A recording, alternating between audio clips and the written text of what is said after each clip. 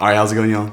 Today we're going to be going over how to set up a Synology NAS for the very first time for complete beginners, and this is going to be in Dsm 7. So we're going to be setting up in Dsm 7, which has just come out. This is 2022 in September, and so we want to make sure that we're going to start off with Dsm 7, which means you won't have to upgrade later on, and that way you really will reduce your chance of errors. And this is going to be a video for complete beginners who have no idea what the NAS is and really just get you set up with a pretty basic setup that is secure and also has some redundancy in case something terrible happens and you lose files or you get a crypto attack because one of the computers on your network got hacked.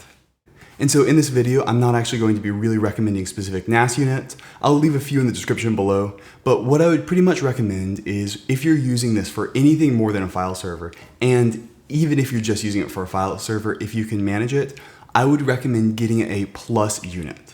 That is a unit that will have Btrfs and some really great features, which will allow you to use all of the features of a Synology NAS, and they're about maybe $100 more expensive a lot of the time. And personally, I believe it brings out a ton of usability in them, so I would highly recommend getting a plus unit. But I'll leave a link to a few recommendations in the description below. The other big recommendation is what hard drives to use. Personally, I use Seagate Ironwolves, but it's totally up to you. Just make sure you do not buy the basic WD Reds because those are SMR drives. So whenever you're picking out your drives, just make sure whatever they are called CMR drives and not SMR drives. But other than that, I would just recommend getting some NAS drives. So this right here is a Synology 718 Plus that we're going to be setting up totally for the first time right here. And it's actually really easy to go ahead and get started. Really, the three things you're going to need for this tutorial are 1, obviously Synology, 2, some hard drives, and 3, a network cable that you can plug into your router because these do not support Wi-Fi. You're going to plug them directly into your router. All right, and so once you've got those things, the first thing you need to do is go ahead and put your hard drives in. It's pretty easy, but I'll go ahead and show it. Just pop out the tray like that, pull out this thing, snap off the sides, and just slot in the drive. Make sure the metal bits are facing outward. It really only goes in one way though. And you'll see the rubber grommets line up, and then once they're lined up with the screw holes, you just put it in.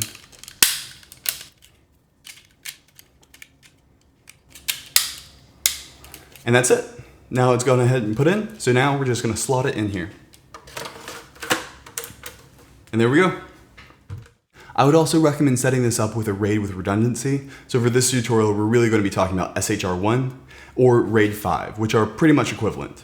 So I would really recommend buying an extra hard drive. So if you've got a 2-bay, basically plan on using 1 bay of storage total. So if you've got 2 8TB drives in a 2-bay like right here, you'll end up with only 8 TB of usable storage. So that is one thing I would recommend because that does allow your hard drive to fail and you keep all of your data. And so if you've got a 4-bay, you'll just lose 1 drive of redundancy, so you'll have 3 drives of data. So if you have 4 8TB drives, that will be 24 TB of storage.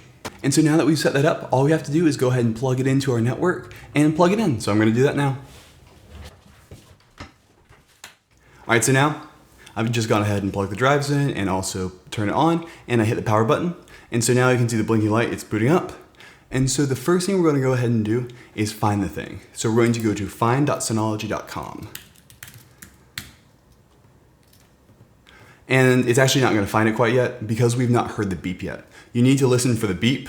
The beep basically means, hey, yes, I've booted up and we're good to go. So find.synology.com is a great app because it really just goes through on your web browser and scans your entire network and says, okay, these are all the Synologies. So you can see right here, I've got 2 Synologies up and running, but neither one of these are the ones we actually want to use. So we're just going to go ahead and wait for the beep, and then we'll know, okay, now we can go ahead and refresh the web page.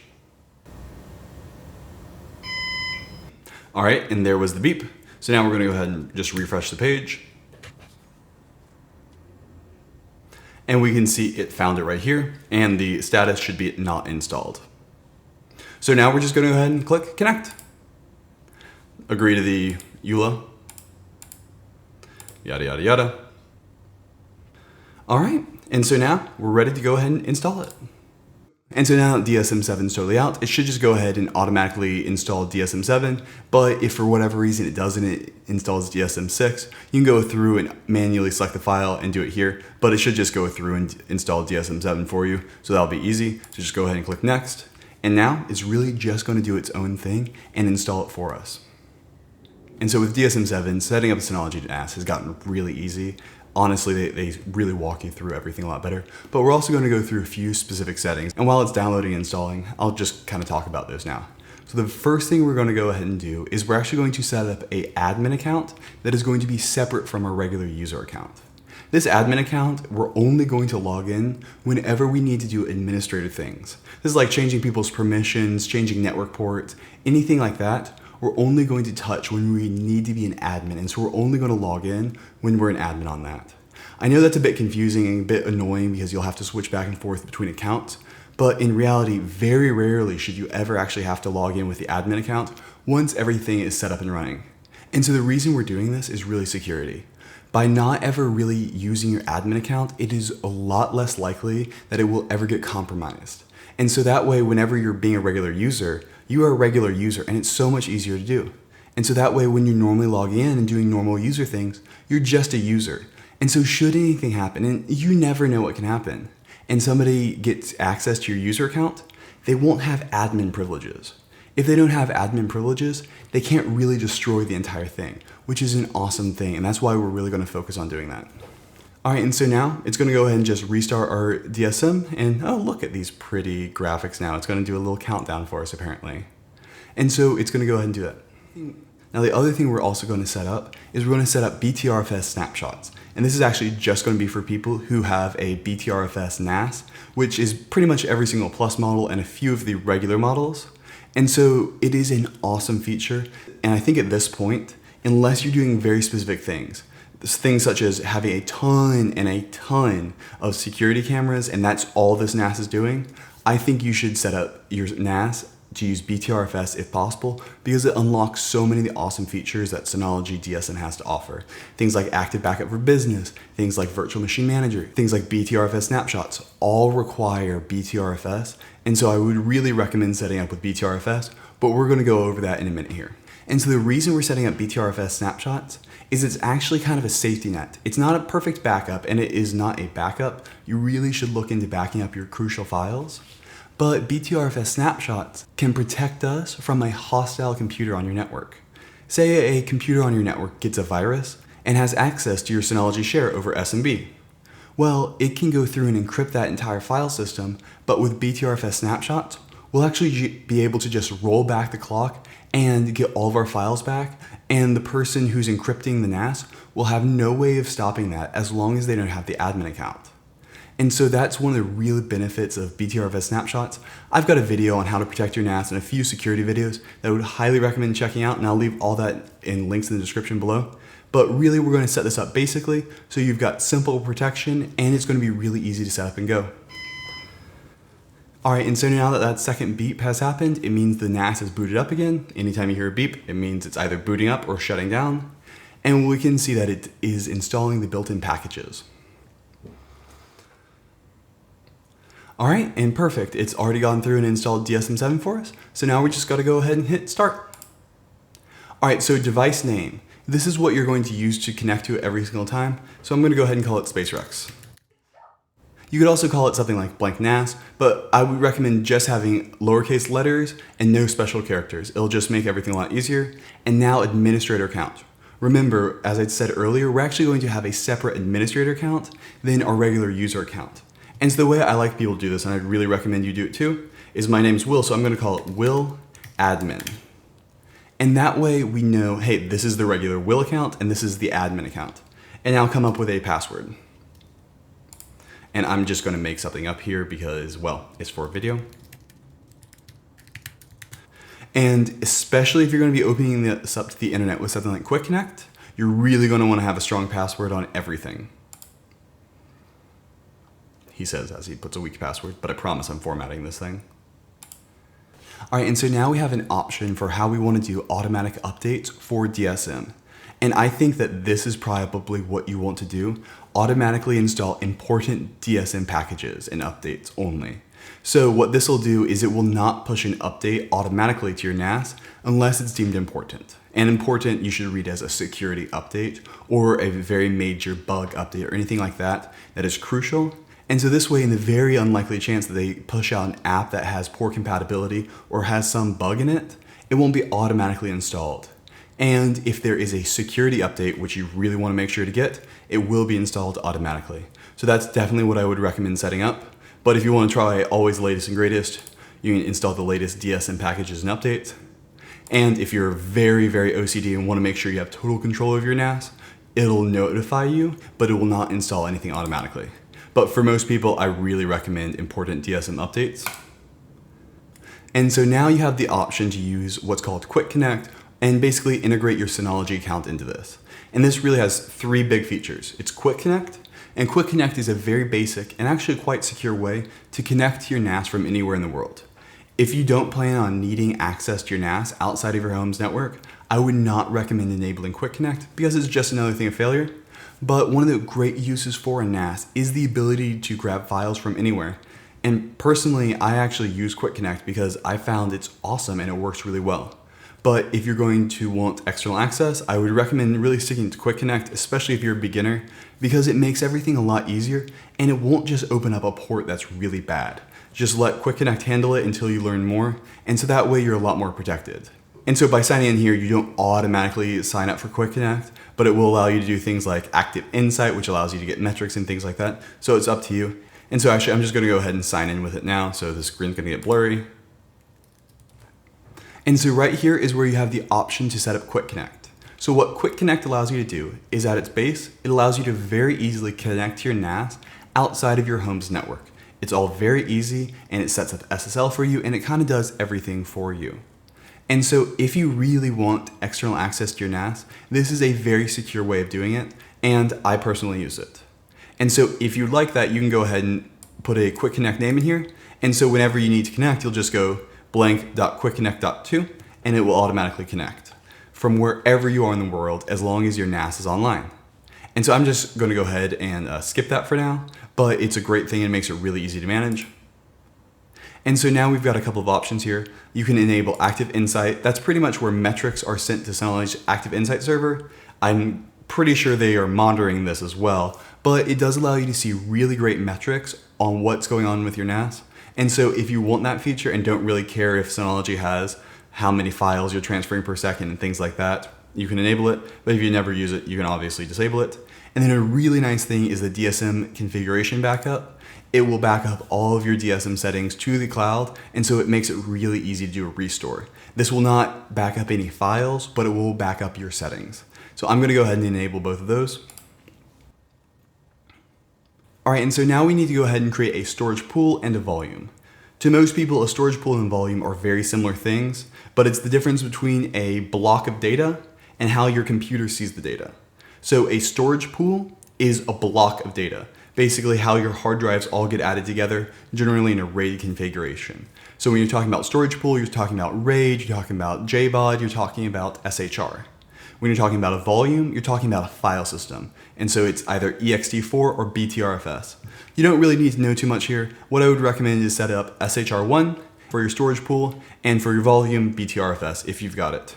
So this is kind of showing it here. And so it's just going to have us do the entire thing here. So here's where we get to select our RAID type. And I have two drives in here. So I have a few options. I have SHR1, RAID 1, and so in this case, SHR1 and RAID 1 are going to be the same. Both will basically be a mirror of the same disk. And so if one of the drives fails, we'll still have all of our data and can keep going.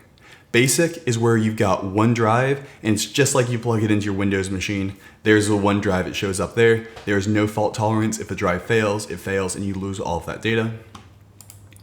JBOD pretty much allows you to have multiple disks all added together to the same storage volume. And so it's kind of like basic, but with multiple disks. And then RAID 0, I would actually not really recommend unless you need a ton of performance, and that's why you're having it, because it gives you less storage flexibility than JBOD. And if one disk fails, you lose everything. With JBOD, one disk fails, you only lose the data on that disk, but don't really count on that. And so between RAID 0 and JBOD, I would actually go JBOD for most people. But the real question you need to ask yourself is, do I want protection in the form of hard drives? So what this allows you to do is SHR1 and RAID 1 will give you the ability for one hard drive to fail and still have all of your data. By the way, if you're doing this on a 4-bay model, instead of RAID 1, you'll want to do what's called RAID 5. But I would actually just stick with SHR. If you want one drive of fault tolerance, stick with SHR. If you say, you know what, I've got good backups, if a drive fails and I'm out a few days while I'm waiting for a new drive to come in, while I'm waiting for things to rebuild, that's okay. But I'm gonna go ahead and select SHR. And so we will lose one drive to fault tolerance. All right, and so now we'll see that we need to select our drives to create the pool of SHR. So we're gonna select both of them, and we're gonna notice right here that the hard drive sizes are kind of off. This is a 5 terabyte drive and this is a 3 terabyte drive. And so you'll notice they're both off by exactly 10%, well, about 10%. And so it's actually the right size. It's the size that it is on the package. It's just two ways of measuring the exact same data. So a terabyte says that there is 1024 gigabytes in a terabyte, which is the way you count everything up in binary. But a terabyte is 1000 gigabytes. And so that's the difference. It's the difference between using a binary where you're using 1024 for each base versus using a standard 1000 version. And so it's cascaded down. And so there's a 10% difference when we're talking about terabytes. And so don't worry about that. It'll be the exact same size you think it is, but that's just one thing people are always confused by. You will lose a little bit of space due to Synology DSM as well. It might say they're not on the product compatibility list, but you've already bought the drives. I do recommend looking at the product compatibility list, especially if you're going to be working as a business. It'll just make dealing with Synology a lot easier. And now you've got two options here. You can either do the disk check, and I would really recommend that. It'll go through and figure out if there's anything weird going on with the drives, or you can skip it. But if you're setting this up for the first time, I would really recommend doing that. It will be a little bit slower for the first 2 days probably, but it's well worth it because you're going to have these drives for a long time. You may as well do this. And so now I would really just recommend setting the size to the maximum and go ahead and click next. So now you've got the two options. So before we were talking about that storage pool, that's how the data is presented to the Synology. And now we are talking about the file system, aka the volume. So we're going to set this up as Btrfs if you've got Btrfs. The J models only have the ability to do ext4, but I would really recommend if you have the option to do Btrfs unless you're on a very specific edge case and doing something like a ton of database transactions, or if you're running a ton of security cameras and your primary goal is security cameras. Otherwise, Btrfs is just going to be so much better, and I would really recommend it. All right, and now we just go ahead and click apply. Everything will be erased, we know. Okay, and so now the volume is set up for us, and it's going to go through and it's just checking those drives to see if there's anything weird going on. And so this will help figure out if your drives are dead on arrival as well. And so what I would recommend is for the first week, and if you're cautious, maybe even 2 weeks, when you get the drives the very first time, keep a backup. Don't copy everything over and then just immediately delete it. Because if a drive is going to fail, it's generally either going to fail in the first 2 weeks or it's not going to fail for a few years. That's just how hard drives work. It's got a reverse bell curve, so you've got a high chance of dying right at the beginning, and then after that, it's going to last for a very long time, most likely. And so I would also recommend really setting up backups, but just be very cautious for the first 2 weeks, because if your drive's gonna fail early, it's gonna fail in the first 2 weeks. And so now we can start setting some things up and some configurations I like to do. We're not gonna go super in depth on this. This is all stuff that's just gonna run automatically and it's gonna make your life easier. So the very first thing we're gonna go ahead and do is schedule data scrubbing if you've got a Btrfs volume. And so I would recommend scrubbing the pool every 3 months. And if you're using this for an office or something and you need great performance during work days, you can even select when to run it. So say, okay, let's pause it during the weekday and have it only run on the weekends. Honestly, it doesn't really decrease performance that much, but it's good you've got that option. And so this will go through and it will use Btrfs's cool features to figure out if there is any silent data corruption and fix it. Btrfs can fix data from one error. So say 1 bit on a hard drive flips, Btrfs will automatically be able to fix it, and it will do so during this period. Meaning that it's very unlikely that in that 3-month period, 2 different bits have flipped in the same data set. And so I always recommend scheduling this just because it'll figure out when things are going wrong and just figure it out for you. Even if you've got an SSD volume, you should do this because it's only a read unless there's something wrong, then it's a write. And so just set that up. You'll never think about it again. And so if you are going to be setting up an SSD cache, and I've got another video that kind of goes over all that, you can do that here with create SSD cache. Personally, I would only recommend it if they're going to be NVMe drives because they're so much more performant. And so you can do that there. Some Synologies have 2 slots for NVMe drives, and it's awesome. And so now that's done here, so we're going to go ahead and close out of it. And now we're going to install a couple of packages. Agree to the EULA. And the really important one that we want to go ahead and do is we're going to want to, one, do exFAT because in DSM-7 it's free. We're also going to want to go ahead and install Synology Snapshot Replication right here. And so Synology Snapshot Replication, you only need to install if you've got a Btrfs volume, because if you don't have a Btrfs volume, you probably won't even see it there and you can't get any use out of it. The other thing I would highly recommend looking at is a backup solution. So Hyper Backup. Hyper Backup's awesome. You really should be looking into setting up Hyper Backup to back up those crucial files in your life. Another good package to look at is Active Backup for Business. Once again, only if you have a Btrfs volume, because Active Backup for Business allows you to back up Windows PCs and a lot of other stuff all to your Synology, all in a really great format. Okay. And so now that we've installed those 2 things, we can go ahead and create our very first volume. So the way we're going to do that is we're going to go into Control Panel, Shared Folder, and we are going to now create a shared folder. So a shared folder is pretty much what's going to be exposed to your computer. What I would recommend doing for most people is try to limit the number of shared folders if possible. Say you've got 2 different use cases. You want to be able to store business files and personal files. Then create 2 different shared folders for that, one for each, business, personal. So for business users, the way you kind of want to set up shared folders if possible, and don't do this if you're going to have more than 6 shared folders probably, is you want to kind of set up logical groups for all the users. And so say you've got data that's financial that you only want specific groups to have access to. Create a different shared folder for each of those as long as it's under probably 5 or 6. Then if you've got more than that and you've got a lot of custom use cases for a lot of different things, you're going to want to use advanced share folder permissions, but I'm not going to go over that in this tutorial because it's way out of the scope of this. And so let's just say we're a regular family user and we're just going to have one shared folder. We're going to go ahead and just click create and we're going to create shared folder. And we'll just call it family. And so we're going to go ahead and set it up, make sure it's on the volume 1. You probably only have one volume though.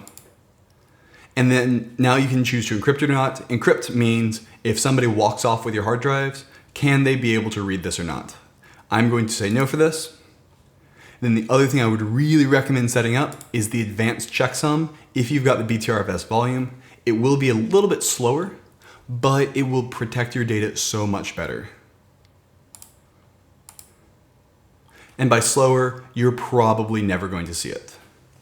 And so now we are not going to set up the permissions just yet because the only account is the admin account and we do not want that. By the way, do not enable this admin account right here.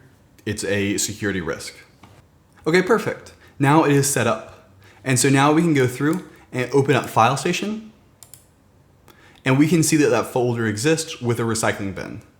The other thing you're probably going to want to do is set up a recycling bin empty task. So to do that, go ahead and say task scheduler, create, schedule task, recycling bin.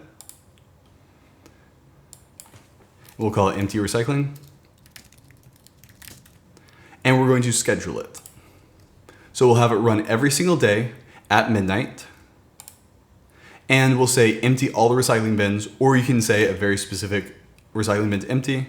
And then you can say, okay, delete all the files that are older than 7 days.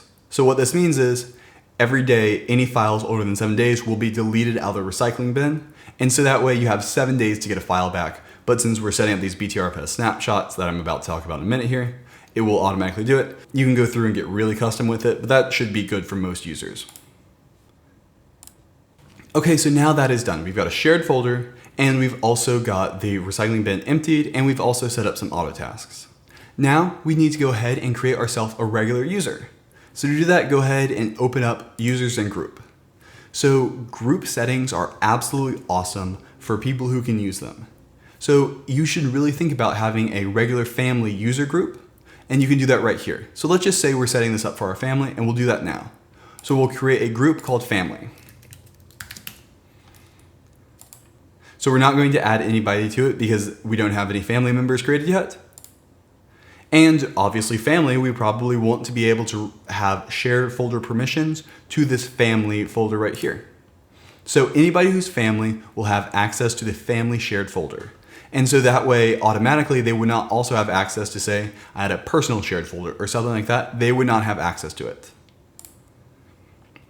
And you can set up a quota here. So say you only want people to be able to add 1 terabyte of data each to it. You can do that here. We're not going to set that up.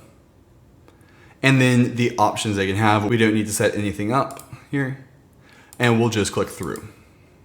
Okay, so now we're going to go ahead and create a user, and we're going to call him Will. For myself.